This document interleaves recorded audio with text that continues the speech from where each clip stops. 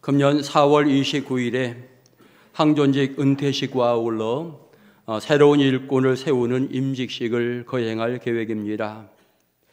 교회에 새로운 일꾼이 세워진다라고 하는 것은 성장을 의미합니다.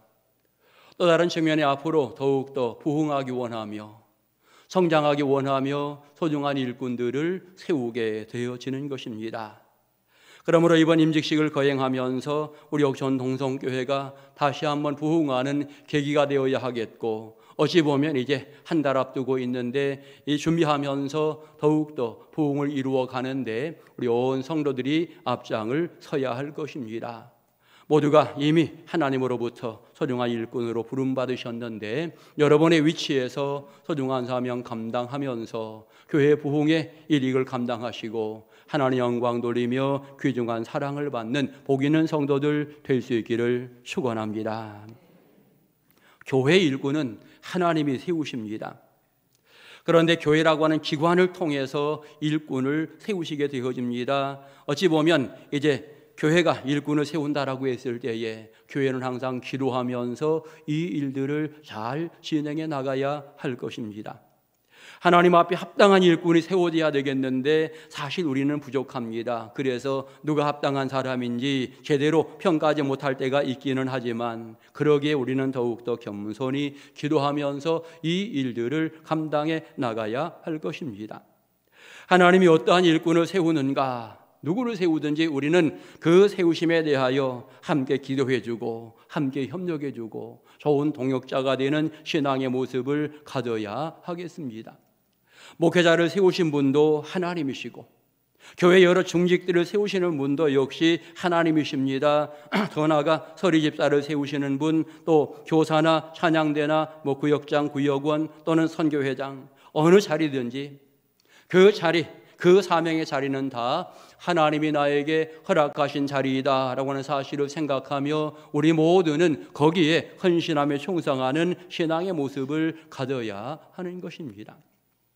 기본적으로 하나님이 우리를 부르셨는데, 여러분 부르셨다라고 하는 사실에 대해 분명한 이유가 있음을 알아야 되는 것입니다. 하나님이 우리를 왜 부르셨는가? 사실은 하나님이 우리를 사랑하시기 원하시면서 불렀다라고 하는 거지요. 지옥 갈 사람인데 영원한 천국으로 보내기 위해서 우리를 부르셨다라고 하는 것 분명히 알 수 있고요. 또 하나님이 우리를 부르신 또 다른 이유는 영광 받으시기 위함입니다. 내가 신앙생활을 아름답게, 예배 생활, 찬양의 생활, 기도의 생활 아름답게 진행해 나가며 하나님의 이름을 높이는 것 반드시 해야 될 중대한 부분일 것입니다. 그런가 하면 우리에게 사명을 주시면서 사명을 맡기시려고 여러분 우리를 부르셨다라고 하는 것입니다. 하나님이 계획하는 여러 일들이 있는데 그 일들을 우리에게 맡겨서 감당하도록 하기 위한 목적을 가지고 우리를 부르셨다. 그러기에 반드시 부르신 이유가 있다라고 하는 것 생각하면서 여러분 모두가 하나님 앞에 부르심이 합당한 신앙의 일꾼으로 서 갈 수 있기를 축원합니다.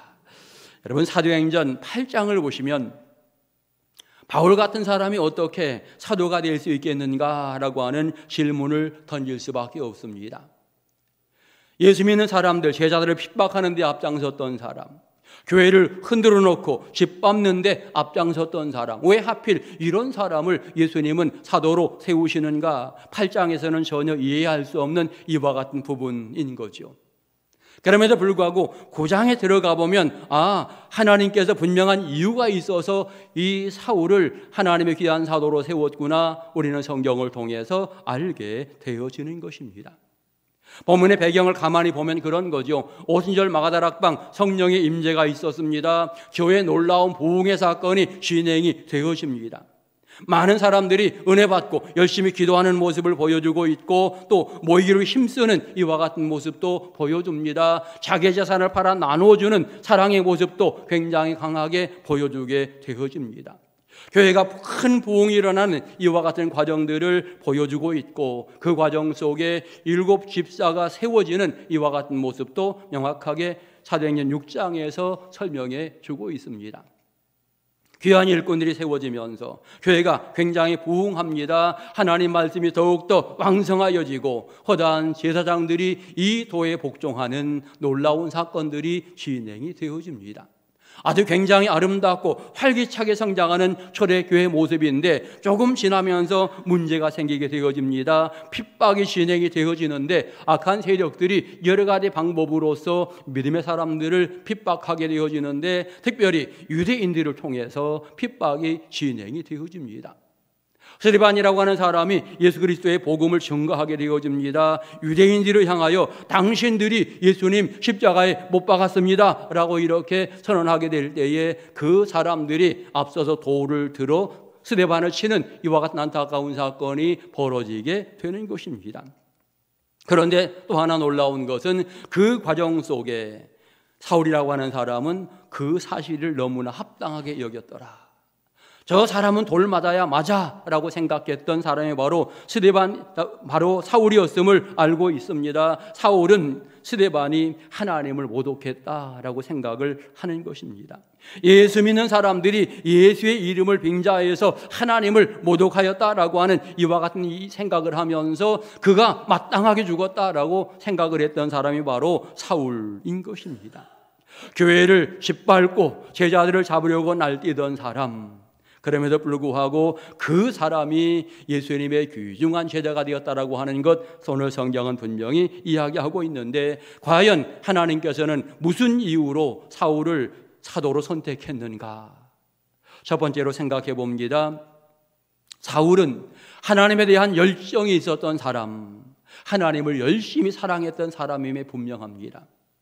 우리가 성경을 보면 사울은 유대인인데 그의 신앙의 모습이 형식적으로 진행된 신앙의 모습이 아니라 아주 굉장히 강하게 경건하게 진행되어진 신앙의 삶의 모습을 보여줍니다. 철저한 유대인으로서 정말 하나님을 두려워하는 마음을 가지고 믿음을 지켜나갔던 사람이 바로 사울인 것을 알 수 있습니다.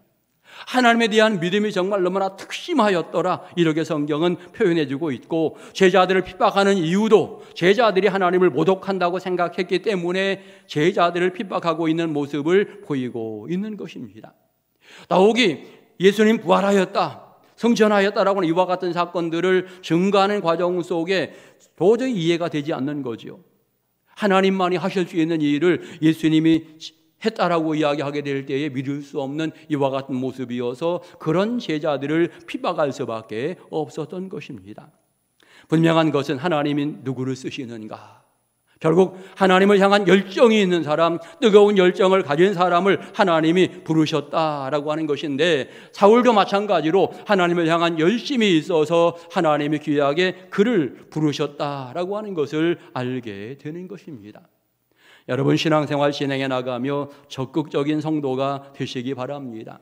하나님이 여러분에게 또 다른 사명을 맡기시기 원한다고 할 때에 하나님께서 적극적인 성도를 쓰신다라고 하는 사실을 생각하면서 열심을 다하여 주님 앞에 헌신하시고 귀하게 쓰임받는 일꾼들 될 수 있기를 축원합니다. 또 바울은 유대인들을 설득하기에 굉장히 좋은 장점을 가지고 있는 사람이었다 분명히 알 수 있습니다. 바울이 이제 은혜 받고 나가 복음을 증거하게 될 때에 유대인들이 공격할 거잖아요. 계속해서 핍박자들이 공격하게 될 건데 거기에 대하여 가장 잘 방어할 수 있는 사람은 바로 사울이었다라고 하는 것을 알게 되어집니다. 율법에 대하여 너무나 잘 알고 있습니다. 할례가 무엇인지를 잘 알고 있습니다. 자랑스럽게 베냐민 지파에서 그는 신앙생활을 하였다고 자기 자신을 소개하기도 합니다.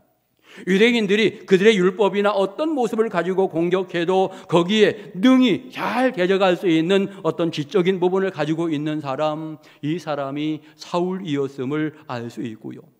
더 나아가 중요한 것은 성령의 능력을 힘입어서 모든 것들을 감당하게 될 때에 정말 사울은 능력 있는 일꾼으로 쓰임받을 수 있는 조건 가지고 있음을 알 수 있는 것입니다. 때로 우리는 그런 고민합니다. 사울이 굉장히 똑똑했다는데, 사울이 여러 가지 좋은 장점이 있었다는데 나는 장점이 없어 라고 표현하는 분들이 계시죠. 그러나 여러분 전혀 걱정할 것 없습니다. 왜냐하면 하나님의 귀한 일을 감당함에 있어서 인간의 장점들은 조금밖에 못 쓰인다라고 하는 겁니다. 결국 하나님의 귀한 일들을 감당하는 과정 속에 가장 중요한 것은 성령의 임재라고 하는 사실을 성경은 명확하게 말해주고 있는 것입니다. 바울이 예수님 만난 이후에 그와 같은 고백을 합니다. 내가 세상에 가졌던 자랑스러웠던 모든 것들 나는 다 분터와 같이 버렸습니다. 이런 것들은 더 이상 쓸모가 없습니다. 예수님을 아는 지식이 가장 나에게 고상합니다. 예수만이 유일한 구원입니다. 아주 분명하게 구원의 확신, 성령의 은혜 가운데 예수님 아는 것, 성령의 능력으로 무장하는 것이 가장 중대한 일이다라고 하는 사실을 고백하면서 그가 사역을 감당하게 되어지는 것입니다. 우리는 분명히 알 수 있습니다. 하나님을 향한 열정이 있는 사람 하나님이 쓰시지만 하나님이 그를 쓰게 될 때에는 반드시 그에게 성령의 은혜를 부어주어서 쓰신다라고 하는 사실 여러분 마음속에 기억하시기 바랍니다. 그러기에 여러분 내가 어느 자리에 있든지 어떤 사명을 받았든지 하나님께서 내게 성령의 은혜를 부어주신다 생각하면서 열심히 그 사명 감당해 나가시고 하나님 사랑받는 은혜로운 성도들 다 될 수 있기를 축원합니다. 여러분 하나님의 귀한 일꾼으로 부름받게 되는 과정 속에 중직들은 안수를 받는 과정이 있습니다. 안수는 여러 가지 의미가 있습니다. 그 중에 하나, 안수를 받는 과정 속에 이제는 하나님의 일을 감당할 때 내 힘으로 하지 말아라. 하나님의 은혜로 이 일들을 감당하라. 이제는 내가 하나님의 일들을 감당하며 날마다 하나님을 엎드리는 신앙의 모습을 가져라. 여러분 이런 의미로 그에게 안수를 하게 되어지는 거죠. 내 육신의 모든 것들을 이제는 다 제거하고 머리하면서 하나님의 뜻대로 소중한 일들을 감당하고 성령의 능력이 그에게 임재하기를 소망하면서 안수를 하는 이와 같은 모습을 가지게 되어지는데 결국 바울도 마찬가지입니다. 세상에 많은 능력이 있었지만 그런 것들은 별로 중요하지 않다. 하나님의 능력으로 부음받은 것, 성령의 은혜를 받은 것이 가장 중요하다라고 하는 사실을 그는 깨닫게 하고 있는 것입니다. 세상적인 부분이 중요했다면 예수님께서 제자를 부르실 때에도 세상적으로 똑똑한 사람들, 예루살렘에서 학력이 높은 사람들, 많이 배운 사람들, 이런 사람들을 뽑았을 거예요. 그런데 제자들을 보면 그렇지 않습니다. 어부들이 많았고요, 세리도 있었습니다. 어찌 보면 세상에서 별 볼 일 없다라고 생각했던 사람들이 주님에게 부름받아서 쓰임받게 되어지는데 중요한 것은 이런 사람들에게 성령의 능력이 임재함으로 정말 주님이 원하시는 귀중한 역할을 감당하였다라고 하는 사실을 성경은 말해주고 있는 것입니다. 여러분 기억하십시오. 내가 똑똑해서 부름받은 것이 아닙니다. 하나님이 나를 사랑하셔서 나를 부르셨는데 여러분 세워놓은 그 사명의 자리에서 헌신하며 충성하는 은혜로운 성도들 될 수 있기를 축원합니다. 그다음에 두 번째로 사울은 아주 심지가 견고한 사람이었다라고 하는 사실을 알게 되어집니다. 성령 충만함으로 완전히 변화되어서 이제 확실하게 신앙의 사람, 예수의 사람으로 소중한 역할을 감당해 나가고 평생 이 신앙의 모습은 전혀 흔들림이 없었다라고 하는 것을 성경은 말해주고 있는 것입니다. 어느 성경 본문 그가 확실하게 부름받는 과정을 설명합니다. 다메섹을 지나는 과정, 빛이 그에게 내려지면서 이제 그가 땅에 엎드려지는 이와 같은 과정들, 음성이 들립니다. 사울아 사울아 네가 어찌하여 나를 박해하느냐 라는 음성, 예수님의 음성이 들리게 되고 주여 누구십니까? 라고 질문했더니 나는 네가 박해하는 예수라. 아주 명확하게 주님께서 말씀을 하시게 되어집니다. 부활하신 주님이 또렷하게 사울에게 이와 같은 은혜를 주시게 될 때에 그는 확실하게 여기에서 부활하신 주님을 만나게 된 것입니다. 여기에서부터 성령의 은혜가 임재하게 되어진 것입니다. 그동안에는 어찌 보면 자기의 생각대로 율법 따라서 하나님을 사랑하는 이와 같은 열정을 가지게 되었고 예수는 한 사람일 뿐이라고 생각했는데 이제는 더 이상 예수가 한 사람이 아닌 부활의 능력을 지닌 부활하신 예수님이라고 하는 사실을 명확하게 깨닫게 되었고 이제 예수님은 하나님이시구나 이와 같은 사실을 깨달으면서 이제 그 앞에 엎드리는 이와 같은 과정을 보이고 있는 것입니다. 다메섹 아나니아가 그에게 안수하면서 결국은 그가 보게 되어지는데 놀라운 것은 즉시로 예수를 그리스도라 설명하였다. 여러분 그동안 예수에 대해서 어떤 설명을 들었습니까? 들은 게 없어요. 배운 게 없어요. 그럼에도 불구하고 그가 왜 예수를 그리스도라고 증거했을까? 여러분, 구약 성경에 이미 메시아에 대한 약속이 있기 때문에 그와 같은 부분을 이미 알고 있었던 거지요. 아, 구약에 약속했던 메시아가 바로 이분이로구나. 전에는 알지 못했는데, 전에는 전혀 아니라고 생각을 했는데 부활하신 예수님 만나면서 아, 이분이 구약에 예언된 메시아, 바로 그리스도구나, 그 사실을 깨닫게 되면서 많은 사람들에게 이야기하는 것이죠. 특별히 유대인들, 이 메시아의 예언을 알고 있는 유대인들에게 이야기하고 있는 겁니다. 여러분, 구약 성경에 예언된 그리스도, 이분이 바로 예수입니다.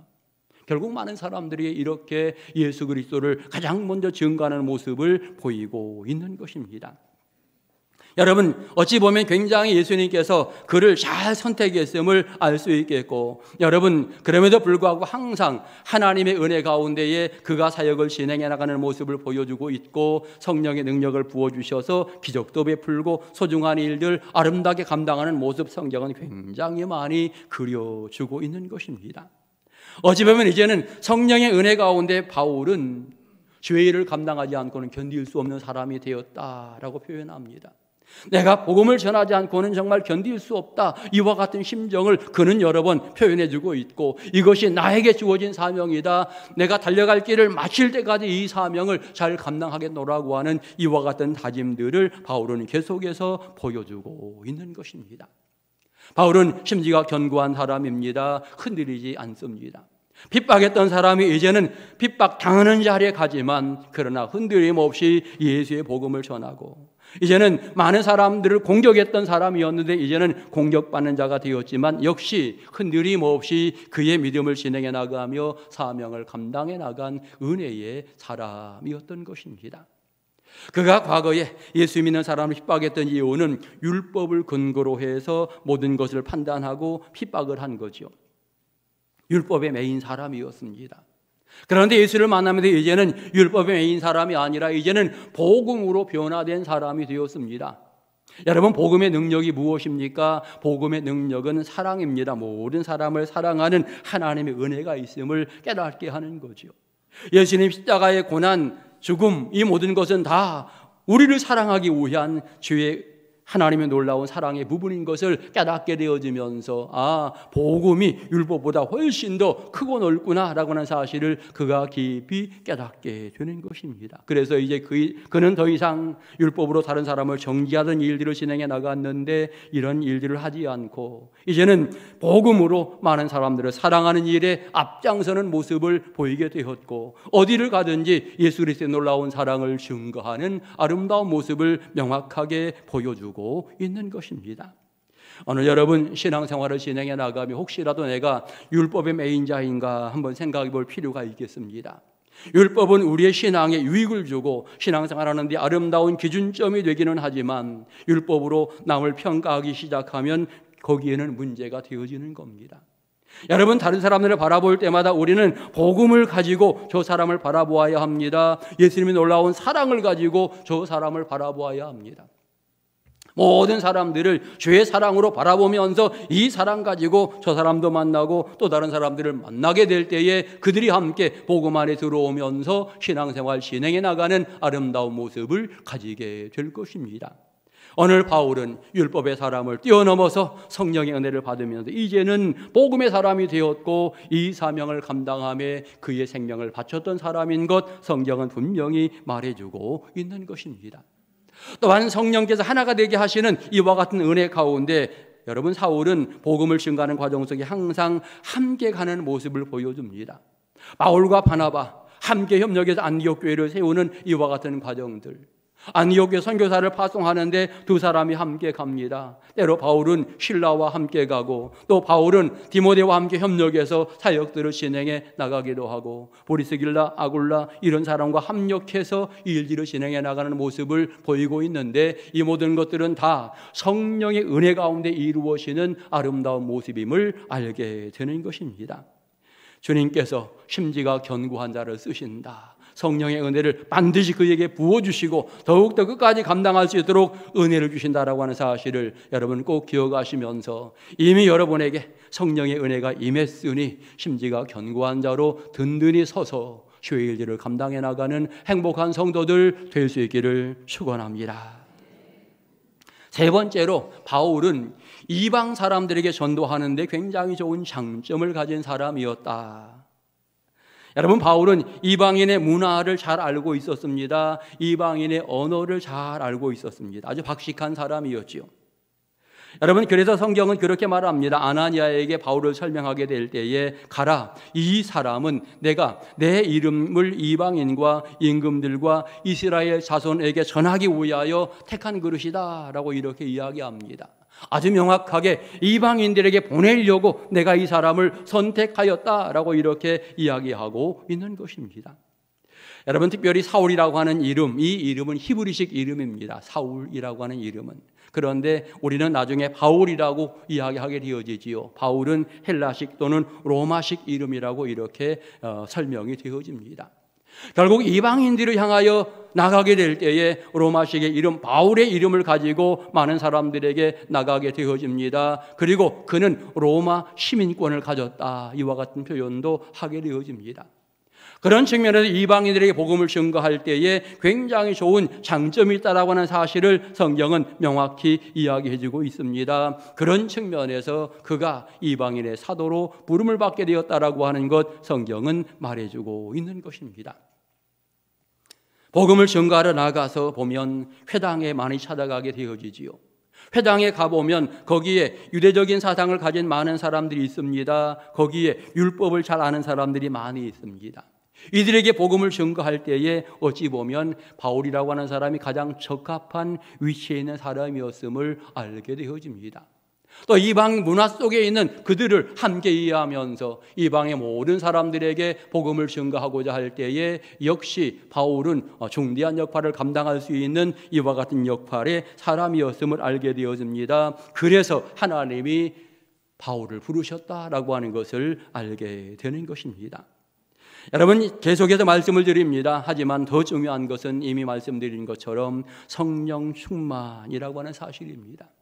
하나님의 은혜가 아니면 세상적인 조건 아무리 좋아도 쓸모가 없다라고 하는 사실, 우리는 분명히 알아야 되겠습니다. 하나님의 은혜와 능력 안에 모든 것들의 아름다운 결실이 다가오게 된다라고 하는 사실을 생각하면서 성령 충만해야 열정도 생기고, 성령 충만해야 심지가 견고한 성도가 되고, 성령 충만해야 장애물을 넘어서서 이방 모든 사람들에게 갈 수 있는 믿음의 사람이 되는 것입니다.